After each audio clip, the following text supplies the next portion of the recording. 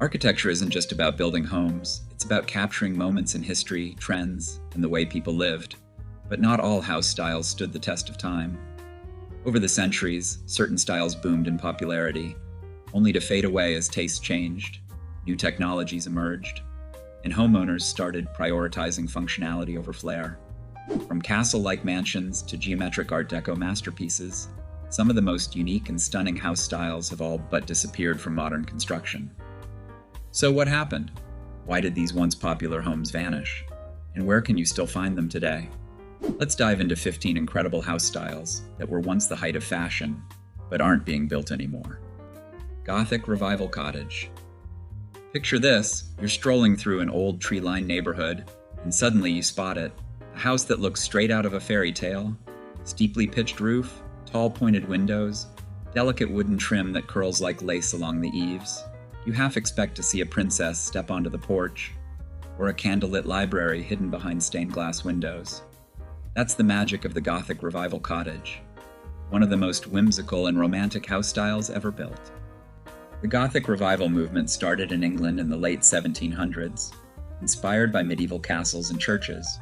While earlier home styles in the US leaned toward simple symmetry and classical influences, Gothic Revival threw all that out the window and said, why not live in a mini cathedral? By the mid-1800s, the trend had made its way across the Atlantic, and suddenly American homeowners were embracing houses with steeply pitched roofs, decorative finials, and arched windows that wouldn't look out of place in a European village. What really set these cottages apart was the detailing. They were built to draw the eye upward, with tall gables, ornate barge boards, and window tracery that mimicked Gothic cathedrals. The most iconic feature?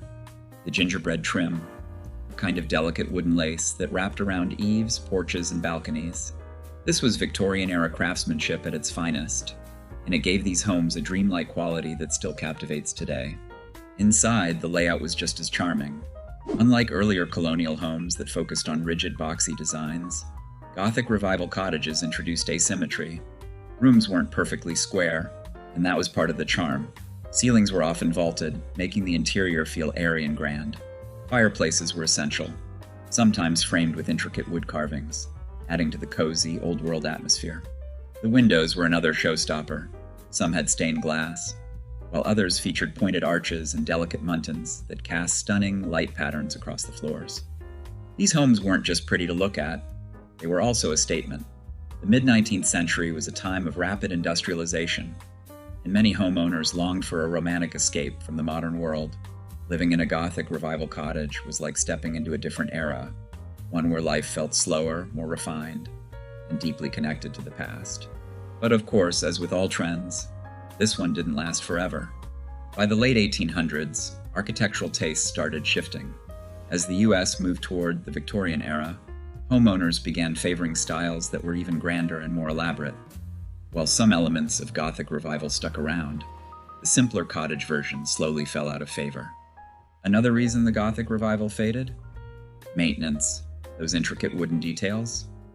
A nightmare to keep up. The delicate gingerbread trim was prone to rot and damage, meaning homeowners had to spend a fortune on upkeep. Plus, the tall, steep roofs could be expensive and difficult to repair. As construction techniques evolved, more practical and cost-efficient styles became the go-to choice, leaving Gothic Revival cottages behind. That said, while new Gothic Revival homes aren't being built today, the ones that remain are beloved treasures. Many have been preserved in historic districts, and some are even turned into bed and breakfasts or historic homes open to the public.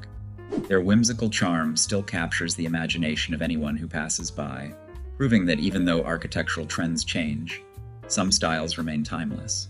Of course, while Gothic Revival was about romantic nostalgia, other house styles from the same era were about pure over-the-top grandeur.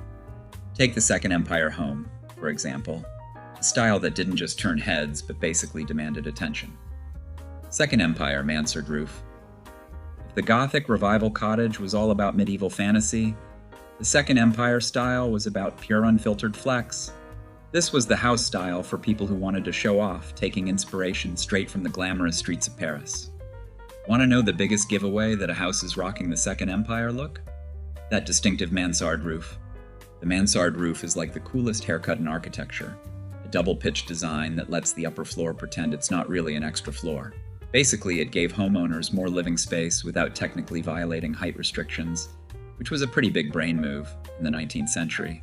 But let's be real, this style wasn't just about functionality, it was about looking rich. Second Empire homes became a status symbol in the mid to late 1800s, especially in cities. Tall, imposing facades, oversized windows with fancy moldings, and intricate iron railings screamed, "I made it." They often had grand entrances, with double doors and wide staircases, because why not make walking into your house feel like entering a palace? Some even had central towers for extra drama, because if you were going to flex, you might as well go all out. But like all things extra, the Second Empire style eventually fell out of favor. By the early 1900s, people started craving simpler, more streamlined homes. The highly decorative details and formal look of these houses started to feel a little too much for modern tastes. And that fancy mansard roof? It turned out to be a maintenance nightmare. Keeping those steep slopes in good shape was not cheap. That's why you don't see new homes built in the Second Empire style today. But the ones that still stand, they're icons. Many have been preserved as historic landmarks, and they continue to turn heads with their bold, elegant design. And speaking of bold yet practical, let's talk about a house that's the exact opposite of this over-the-top style. The shotgun house. Shotgun house. After the extravagant excess of Second Empire homes, let's bring it back down to earth with the shotgun house. Arguably one of the most practical and culturally significant home designs in American history. If the Second Empire home was showing off, the shotgun house was getting things done. The shotgun house was long, narrow, and built for efficiency. The name supposedly came from the idea that you could fire a shotgun through the front door, and the bullet would fly straight out the back without hitting anything. Not that we recommend testing that theory. These homes were built one room wide, multiple rooms deep, with no hallways, just doors connecting each room in a straight line. The design wasn't just space-saving, it also helped with ventilation. Open the front and back doors, and boom, you've got a natural breeze running through the house, which was a lifesaver in hot southern climates. These homes became especially popular in New Orleans and other southern cities in the late 19th and early 20th centuries. They were affordable, easy to build, and perfect for tight urban lots.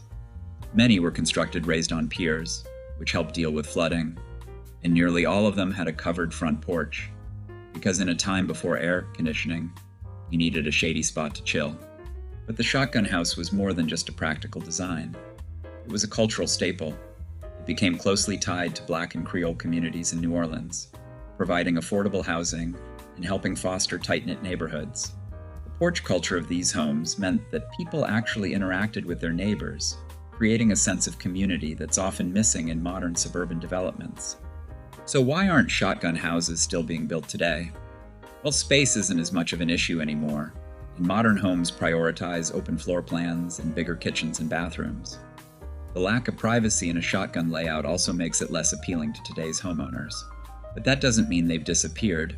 Many existing shotgun houses have been renovated and preserved, and in some areas, they've become highly sought after for their historical charm. But we're not done yet. Next up, let's talk about one of the strangest and rarest house styles in American history, the octagon house. The octagon house. From the straightforward efficiency of the shotgun house, let's pivot to one of the strangest, most experimental home styles ever built, the octagon house. If you've never heard of it before, that's because it was more of an architectural trend than a long-lasting movement.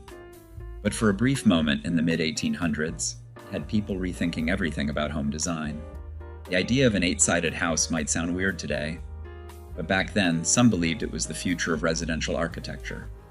Leading the charge was Orson Squire Fowler, a phrenologist, yes, the guy who thought you could read personality traits by feeling skull bumps, who also happened to be obsessed with efficient home design. He believed that an octagonal shape provided more interior space, better airflow, and increased natural light compared to traditional square or rectangular homes. And honestly, he wasn't entirely wrong. The octagon house design allowed for larger rooms with fewer wasted corners, and the shape made it easier to heat and cool before modern HVAC systems.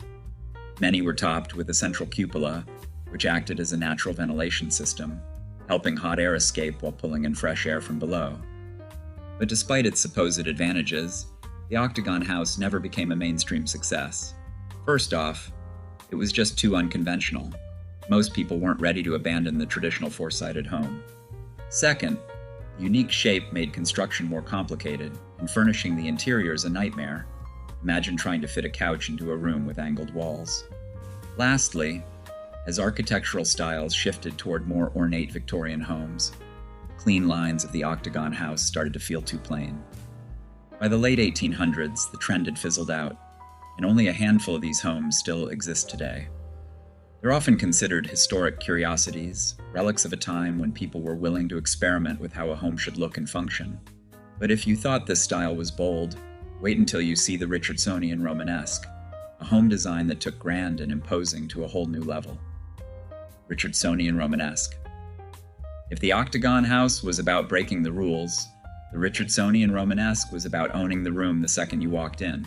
These homes weren't just houses, they were fortresses, built to command attention and make every other house on the block look like an afterthought. Named after architect Henry Hobson Richardson, this style took inspiration from medieval European castles and Romanesque churches, throwing subtlety out the window in favor of heavy stone facades, massive towers, and grand arched doorways. Everything about these houses screamed strength, power, and permanence. Picture a massive, asymmetrical structure, built with rough-cut stone and featuring rounded turrets, deeply recessed windows, and dark, moody interiors. The arched doorways and windows were thick and sturdy, like they were meant to keep out invading armies rather than just the weather. Columns and carved stone detailing added even more drama, making these homes feel like they belonged in a fantasy novel rather than a quiet neighborhood. But here's the thing, these houses were expensive to build. The materials alone made them a luxury only the wealthiest people could afford. They were mostly found in major cities, often housing the upper-class elite, or serving as public buildings like libraries and courthouses. By the early 1900s, people started moving towards simpler, less intimidating home designs. The sheer cost of building in the Richardsonian Romanesque style meant that only a few were ever constructed, and even fewer have survived today. But if you ever come across one, you'll know it instantly, because these homes don't blend in. They stand their ground, unapologetically bold in a world that's moved on to sleeker, more minimalist designs. Speaking of moving forward, let's talk about a home style that actually influenced modern architecture: Prairie Schoolhouse, designed to embrace open spaces and a brand new way of thinking. Prairie Schoolhouse. After the over-the-top drama of Richardsonian Romanesque, the Prairie Schoolhouse feels like a breath of fresh air. These homes didn't try to dominate the landscape, they tried to blend into it. This style was pioneered by Frank Lloyd Wright and a group of architects in the late 1800s and early 1900s who wanted to create a uniquely American style of architecture, one that moved away from European influences and embraced the open landscapes of the Midwest. The result? Homes with low horizontal lines, open floor plans, and a focus on natural materials that felt like they belonged to the land rather than being placed on top of it. Prairie schoolhouses were all about flow and simplicity. Instead of the boxy, separate rooms found in older homes, these featured open concept designs that allowed space to connect seamlessly. They had long, overhanging eaves, flat or gently sloped roofs, and rows of ribbon windows that let in natural light while maintaining privacy. Built-in furniture was often incorporated into the design, making the house feel like a fully integrated space rather than just a collection of rooms. But while architects loved the style, the general public wasn't fully on board. The horizontal lines and minimalist detailing felt too modern for the time, and most home buyers still wanted something more traditional looking. By the 1920s, the Prairie School style started fading out, replaced by the rising popularity of bungalows and colonial revivals. That said, this style didn't fully disappear. It actually influenced many later architectural movements, including mid-century modern and contemporary open-concept homes. Prairie school houses were ahead of their time, championing ideas like blurring the lines between indoor and outdoor spaces, which is something we still see in modern architecture today. And that's what makes architecture fascinating. Some styles are bold but don't last, while others plant the seeds for future designs. Next, let's dive into the Queen Anne Victorian, a house style that refused to hold back on personality and remains one of the most iconic and recognizable designs of all time. Queen Anne Victorian. If Prairie schoolhouses were all about simplicity and blending in, then Queen Anne Victorian homes were out here doing the absolute most. These houses didn't just stand out, they screamed, "Look at me!" with their elaborate detailing, bold colors, and dramatic asymmetry. If a house could be described as flamboyant, this would be it. Queen Anne architecture exploded in popularity in the late 1800s, during the height of the Victorian era, when homeowners wanted their houses to feel like works of art. No more boring, symmetrical designs. This style embraced turrets, wraparound porches, decorative trim, stained glass windows, and enough gingerbread detailing to make a carpenter cry. These houses often had multiple colors, mixing earthy tones with bright accents to emphasize their intricate designs. And the inside? Equally extra. While older homes had separate rooms for every function, Queen Anne Victorians introduced more open layouts, grand staircases, and intricate wood paneling.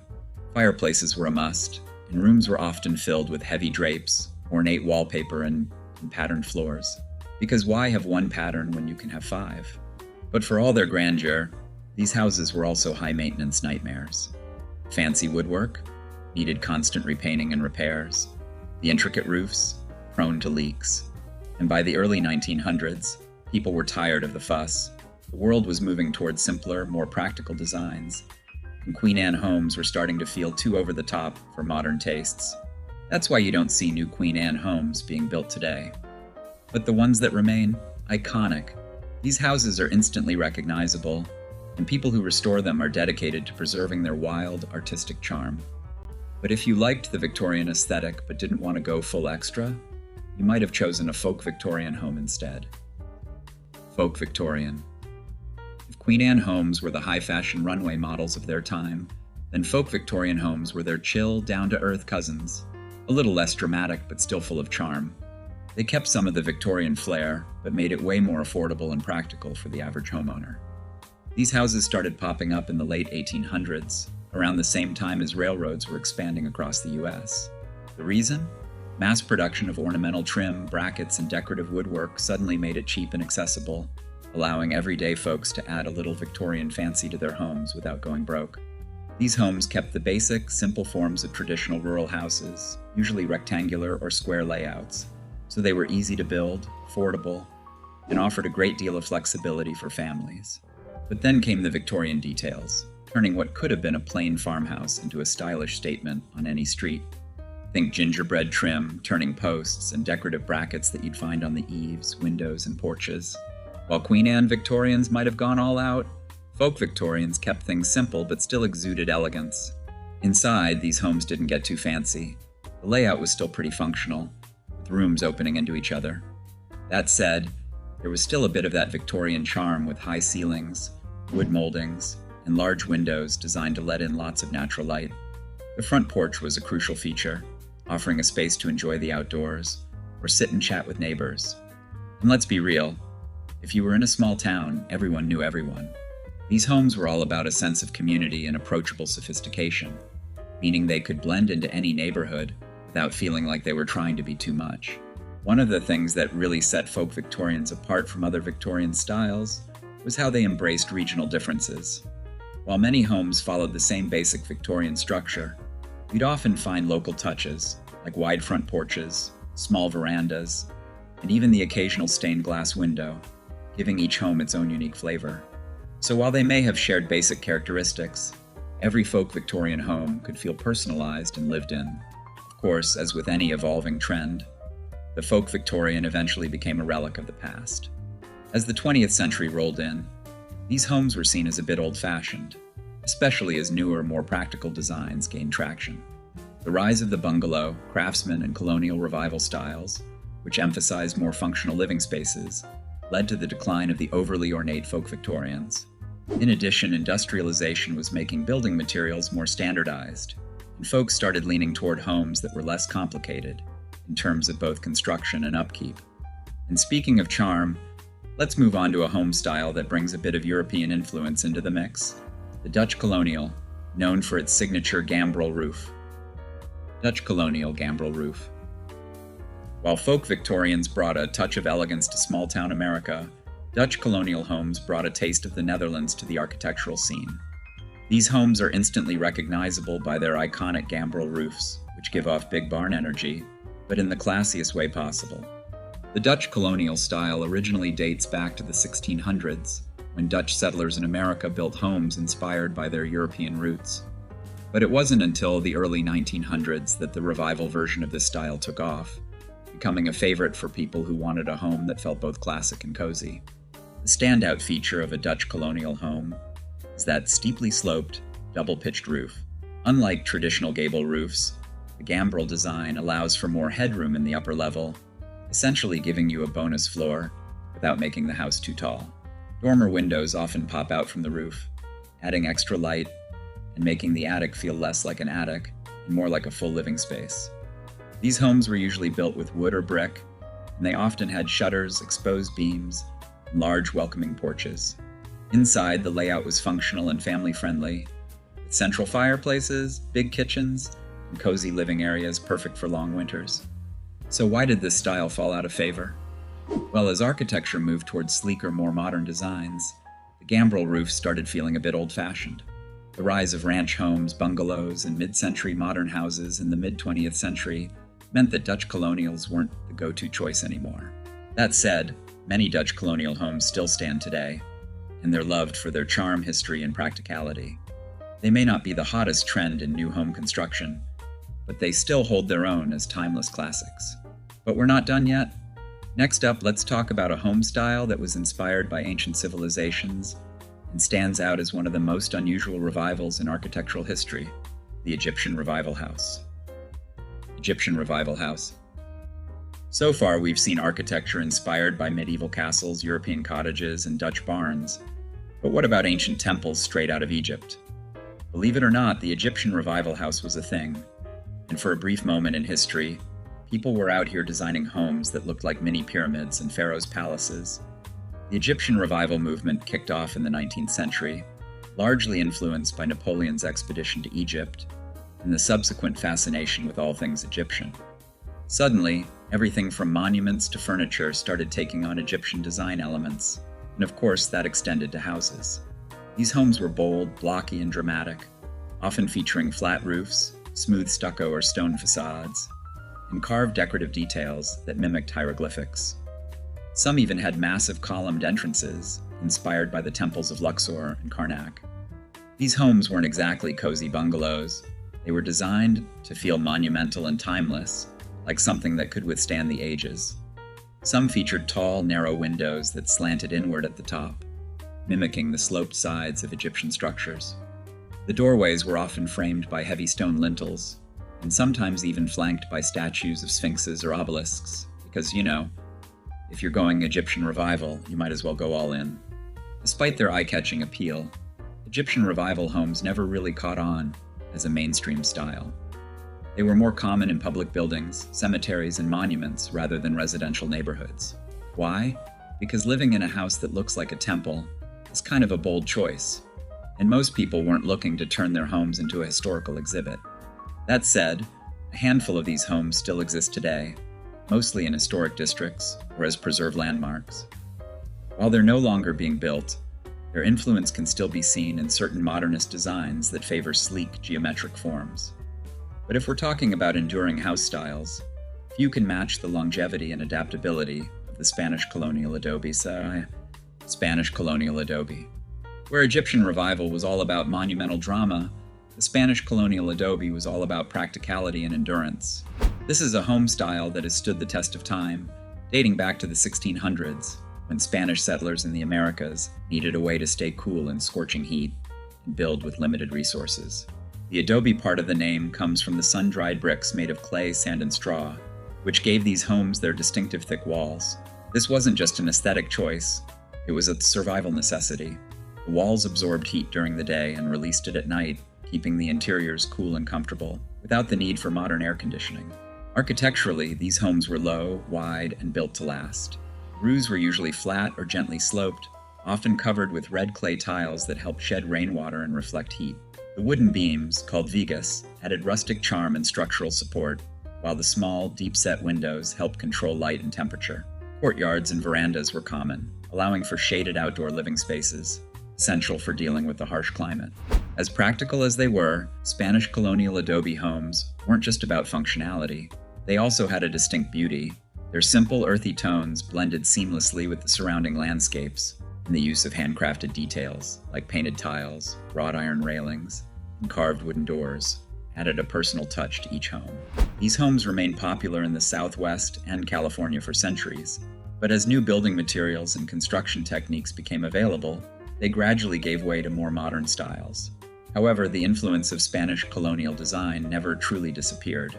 You can still see its legacy in Mediterranean-style homes, Mission Revival architecture, and even some contemporary desert homes that borrow elements from this classic style.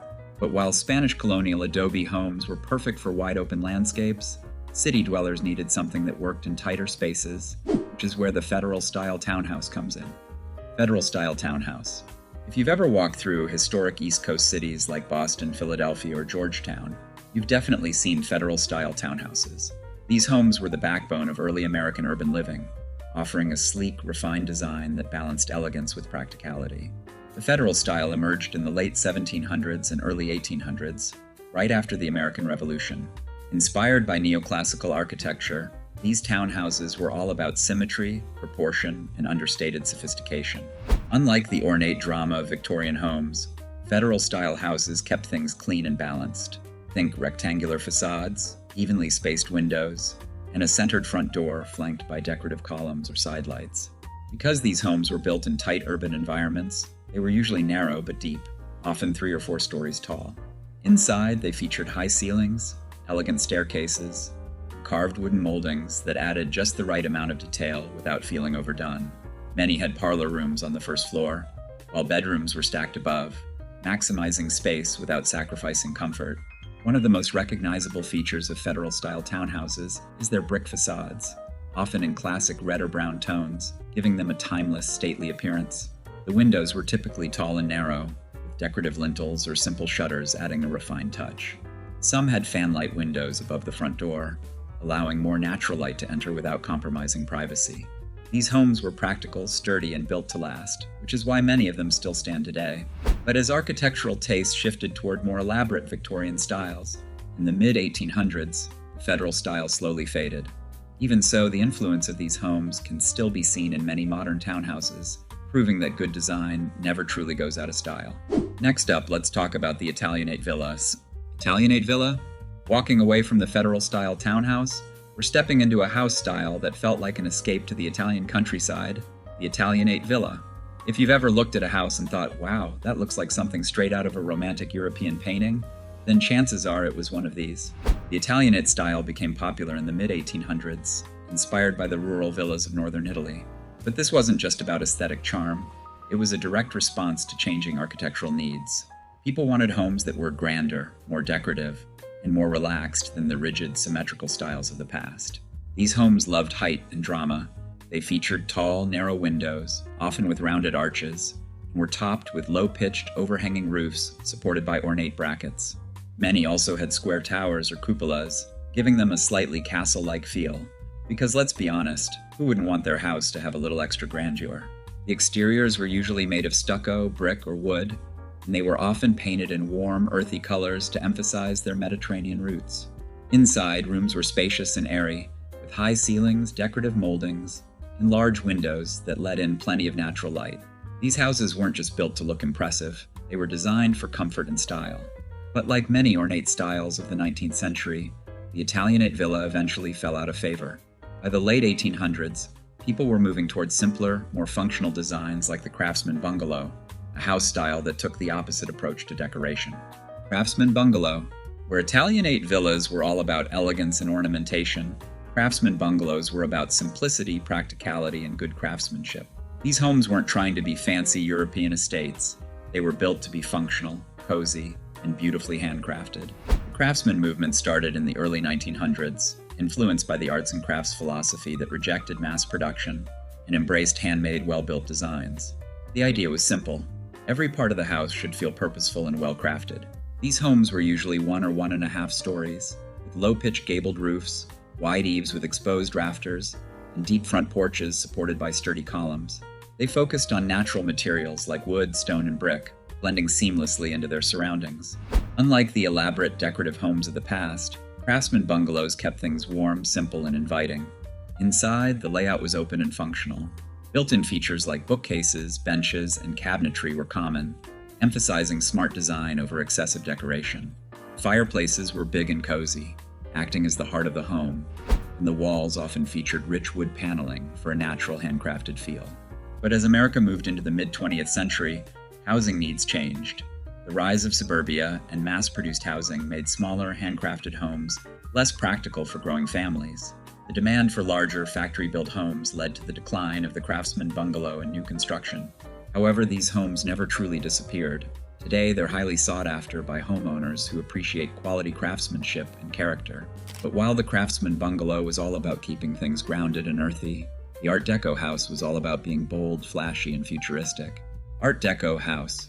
Art Deco architecture blew up in the 1920s and 1930s, right in the middle of the Roaring '20s, when everything, from fashion to technology to design, was about looking sleek, modern, and luxurious. Homes took inspiration from skyscrapers, ocean liners, and geometric patterns, resulting in houses that look like they belonged in a sci-fi movie. The first thing you'll notice about an Art Deco house is its sharp geometric design. These homes ditched traditional sloped roofs in favor of flat roofs with bold, streamlined shapes. The facades were often made of smooth stucco, concrete, or metal, with details like stepped walls, curved edges, and chrome accents. Large, bold windows, sometimes with glass blocks instead of traditional panes, added to the futuristic aesthetic. But the biggest flex? The front door. Many Art Deco houses featured huge, elaborate entryways, often decorated with intricate carvings, zigzag patterns, or even metal inlays. Walk inside, and you'd see mirrored surfaces, lacquered wood, and polished stone floors, all designed to make the house feel glamorous and cutting edge. These homes weren't built for subtlety. They were meant to stand out, to embody the excitement and confidence of a rapidly changing world. And for a while, they thrived. But by the time World War II hit, things started changing. With materials being rationed and the economy shifting toward function over flair, Art Deco houses quickly fell out of style. By the 50s and 60s, people wanted homes that were simpler, more practical, and easier to mass produce. The bold, futuristic aesthetic of Art Deco was left behind in favor of mid-century modern and suburban ranch homes. That said, Art Deco homes haven't vanished completely. Many have been preserved as historic landmarks, and their influence can still be seen in modern architecture that embraces sleek, geometric design. As we've seen, architecture is constantly evolving. One era's must-have mansion becomes another generation's outdated relic. Styles like the Queen Anne Victorian fell out of favor because they were too fussy and high maintenance, while designs like the shotgun house became impractical as modern housing needs changed. Some, like the octagon house, were just too weird to stick around, while others, like the craftsman bungalow, faded away when mass-produced homes took over. But just because these styles aren't being built anymore doesn't mean they're gone. Many have been preserved as historic landmarks, and in some cases, they've even influenced modern home design. The Prairie School movement, for example, played a role in shaping open floor plans and minimalist architecture.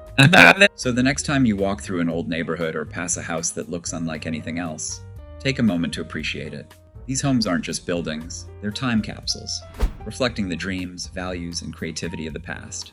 And while trends come and go, great design never truly disappears. If you enjoyed this video, don't forget to like and subscribe for more stuff like this. See you in the next video, guys.